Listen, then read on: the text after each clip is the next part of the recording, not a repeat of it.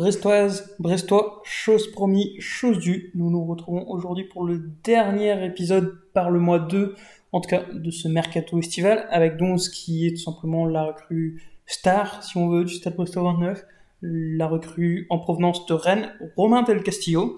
Et pour parler de Rennes, on a décidé de faire appel à un autre Romain. Donc c'est Romain de Radio Roisonne qui est déjà venu sur nos ondes l'an dernier, notamment pour nous parler de Lilian Brassier, qui est aujourd'hui présent pour nous parler de Romain Del Castillo. Salut Romain.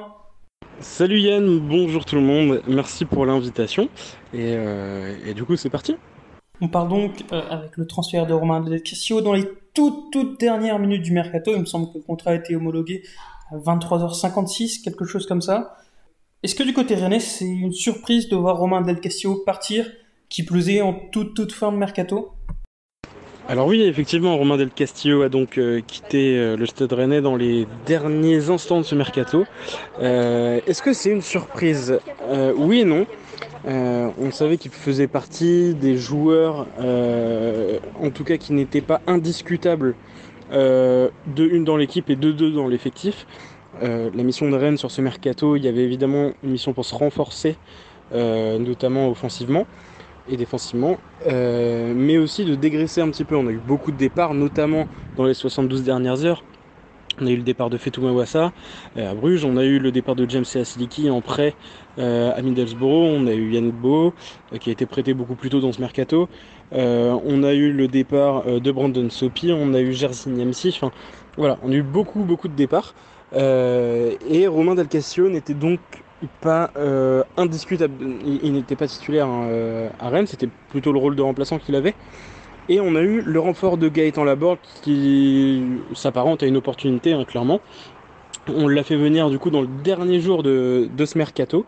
Et ça semblait assez logique, hein, que Romain Del Castillo prenne le départ tout simplement. Parce qu'il aurait évidemment eu moins de temps de jeu. On peut également compter sur nos jeunes. On n'oublie pas qu'il y a les 5 changements. Et on a 2 jeunes qui sont Mathis Sablin et Loum Chaouna qui jouent à des postes offensifs et qui donc peuvent complètement prétendre à du temps de jeu avec ces 5 remplacements. Donc voilà, Romain Del Castillo aurait eu un temps de jeu un peu plus limité. Si on prend juste les postes offensifs, on a donc, on va dire sur les 4 postes, on a Lovro Madjer, donc qui est plus, on va dire, allez, 8-10, mais qui peut jouer du coup un petit peu devant. Martin Terrier, Souleymana, Doku, qui est blessé pour un petit temps. Donc Martin Terrier, Serhou Guirassy, et maintenant Laborde, plus nos jeunes du coup, Ablin et Chaouna, je ne crois pas en avoir oublié. Donc voilà, forcément, il y aurait eu moins de temps de jeu. Donc une surprise, pas vraiment. Surtout qu'on l'avait évoqué un peu plus tôt dans ce mercato, hein, avant cette dernière journée. Je sais que Brest s'était renseigné déjà un petit peu avant dans ce mercato pour Romain Del Castillo, pour d'autres joueurs de Rennes aussi d'ailleurs. Mais du coup non, c'est plutôt assez logique. Et si on pousse un peu plus, est-ce que c'est une surprise de le voir quitter Rennes pour une équipe qui jouera le maintien en Ligue 1, qui plus est le voisin, le Stade Brestois ? Non, pas forcément, parce que je pense que la priorité pour lui, d'abord, c'était de jouer, d'acquérir du temps de jeu, tout simplement. Chose qu'il aura, j'espère, à Brest, même si voilà, vous avez aussi du monde offensivement, mais j'ose espérer qu'il aura un petit peu de temps de jeu. Donc non, c'était pour moi l'étape assez logique, hein, honnêtement. Et d'ailleurs, je l'ai dit plusieurs fois en émission sur Radio Rosanne, Brest et Del Castillo, pour moi ça va vraiment fonctionner. C'est-à-dire que, voilà, je vais pouvoir l'expliquer un petit peu après dans cette interview, mais je trouve que voilà, c'est pas un club qui joue le maintien non plus, ça serait un peu dégradant pour lui. Donc moi je pense que Brest est vraiment un bon club. C'est du milieu bas de tableau, il va pouvoir s'exprimer, donc ça va être intéressant. Avant peut-être de passer aux qualités sportives et techniques du joueur, il faut quand même considérer le statut pour Romain Del Castillo à Brest. Il arrive un peu en recrue star de ce mercato, avec beaucoup d'expérience, notamment en Ligue 1. Mais est-ce que pour autant c'est quelqu'un qui a, selon toi, le potentiel pour être un leader sur le terrain, mais aussi dans le vestiaire ? Et plus généralement, est-ce que tu penses que c'est quelqu'un qui, après avoir connu tant d'années à Rennes, a la mentalité pour aller chercher un maintien ? Oui, alors effectivement, il y a un petit peu ce statut d'arrivée de dernière minute et qui a beaucoup visiblement excité les supporters brestois. Alors déjà, il faut savoir que Romain Del Castillo, c'est une super mentalité. Chez nous, il n'était pas titulaire, ça fait 3 ans qu'il était à Rennes. Il n'a jamais été vraiment titulaire dans la durée. Il a été sur le début de saison dernière et saison 19-20. Mais voilà, il savait aussi quel était son rôle. Il n'a jamais fait de bruit. Il restait, enfin voilà, vraiment super mentalité. Il bosse bien. Quand il rentrait en jeu, bon bah voilà, il faisait son taf. Maintenant, moi, c'est vrai que j'avais un peu de mal avec le côté, si vous voulez, moi la vision que j'ai d'un remplaçant, c'est quelqu'un qui peut apporter quelque chose à un instant où peut-être l'effectif en face est un petit peu diminué, et donc on peut amener quelque chose de supplémentaire par rapport à ce qu'on a. Quand on a Doku hyper virevoltant qui est titulaire, et que derrière on met un Romain Del Castillo forcément un peu moins percutant, j'avais un peu plus de mal avec ça. Et c'est pour ça que les stats de Romain Del Castillo ne sont pas incroyables à Rennes. Mais par contre, en tant que titulaire, dans un environnement où du coup, je vais pas dire que l'équipe va jouer pour lui, c'est pas ça. Parce que vous avez déjà Romain Fèvre, vous avez Franco Nora, enfin offensivement vous avez un petit peu de monde. Mais pour le coup, voilà, le jeu va aussi être organisé par lui, pour lui, et il sera plus forcément à la dernière passe. Il pourra essayer de frapper un petit peu plus, chose qu'on voit pas trop. Donc dans le vestiaire, est-ce que ça peut être un leader pour répondre exactement à ta question? Je sais pas si c'est vraiment un leader. Par contre, il a de l'expérience, faut pas l'oublier. Il a de l'expérience européenne, il a fait beaucoup de matchs d'Europa League avec nous par exemple. Et donc forcément que ça joue. Et malgré son âge, il n'a que 25 ans, hein, ça va quand même compter comme un joueur eh bien, qui tout simplement a un peu de bouteille, a des choses à donner, à faire passer également. Et du coup, est-ce qu'il a la mentalité pour jouer le maintien? Oui. Franchement, enfin, voilà, c'est une très bonne mentalité et c'est surtout ce que je retiens de ce joueur-là. Alors, il débarque à Brest dans un secteur offensif qui a quand même plusieurs titulaires assez fiables, mais qui a finalement assez peu de bancs, qui a besoin d'avoir cette profondeur de banc et qui a surtout besoin donc de joueurs polyvalents. Est-ce que Romain Del Castillo, c'est un joueur qui a cette polyvalence, peut jouer sur tous les flancs d'attaque, soit le côté en soutien de l'attaquant, voire même en position d'attaquant? Alors, Romain Del Castillo, à la base, c'est sur un côté, aile gauche, aile droite, capable de faire aussi des efforts défensifs, et ça, c'est important de le souligner.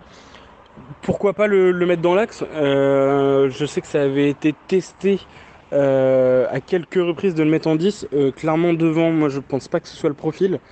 Mais sur un côté, voilà, oui, milieu droit, milieu gauche. Pourquoi pas tenter en 10? Peut-être soutien de l'attaquant, mais 9, pour moi, c'est pas le profil.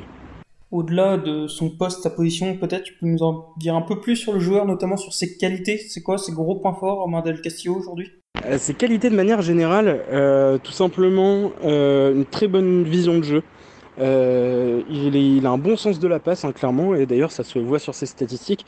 Si on prend plutôt les stats qu'il avait lors de ses prêts à Bourg-en-Bresse et son expérience à Nîmes, il était vraiment au niveau passe. Si je dis pas de bêtises, il fait 8 et 7 passes D.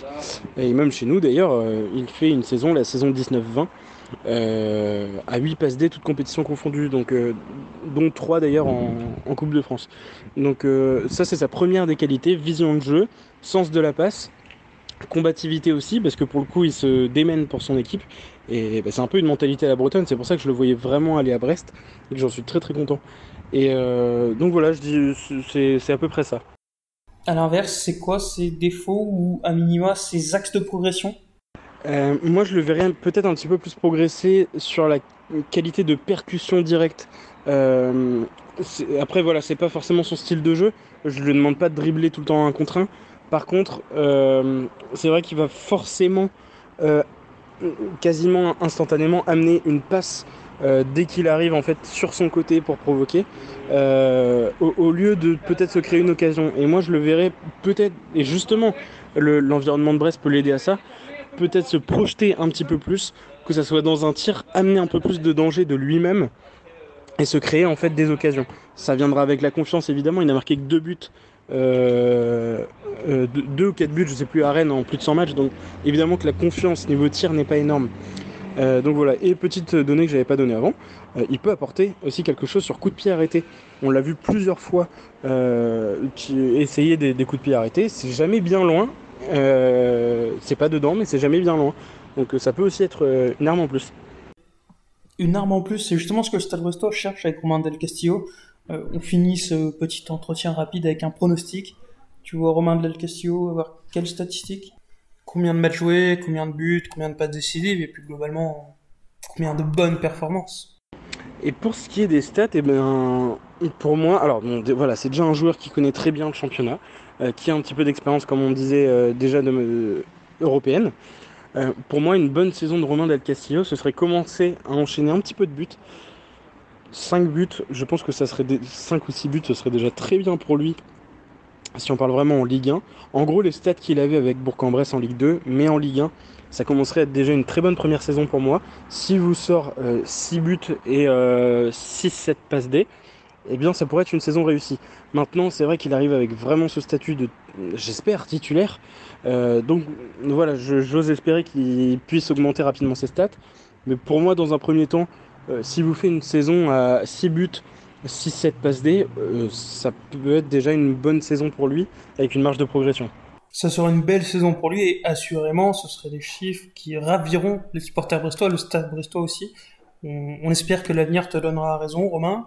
On se retrouvera sûrement plus tard dans la saison avec le match retour face à Rennes, mais en attendant, on te remercie d'avoir donné un peu de ton temps pour nous parler de la nouvelle recrue du Stade Brestois 29, Romain Del Castillo. Merci beaucoup à toi pour ton invitation. J'espère que j'ai pu répondre à quelques-unes de vos interrogations. Et puis, je vous souhaite une très très belle saison. J'ai forcément une part de mon cœur qui est brestois, puisque j'ai toute ma famille à Brest, je suis né à Brest. Et voilà, donc je vais suivre évidemment, comme d'habitude, la saison de Brest avec attention, mais aussi celle de Romain Del Castillo et Lilian Brassier, surtout, que je connaissais un petit peu. Et voilà, vous avez tout pour faire de belles choses. Tout pour faire de belles choses, c'est peut-être une prédiction un peu optimiste, mais peut-être que l'avenir donnera raison à Romain. En tout cas, on aura plus d'éléments de visibilité, tout simplement, à partir des semaines prochaines. On espère voir Romain Del Castillo dès le match face à Angers. On se donne rendez-vous donc pour le podcast qui précédera ce match face à Angers, mais également en live sur Twitch ce mercredi prochain avec un live qui s'annonce légendaire pour évoquer les pires joueurs passés par le Stade Brestois 29 ces dernières saisons. Donc n'hésitez pas à venir, c'est un moment qui devrait être plutôt drôle et surtout dans la bonne humeur. En attendant, on vous souhaite une bonne fin de week-end et allez Brest. Allons sur le quai Guédon, devant le petit pont, chanter la chanson. Le branle-bas de la croisière et dans la planche baleinière. Jean-Boué, notre brigadier, son bol est caplé un peu sur le côté. Me rappelle mon bâtiment, c'était le bon temps, celui de mes 20 ans.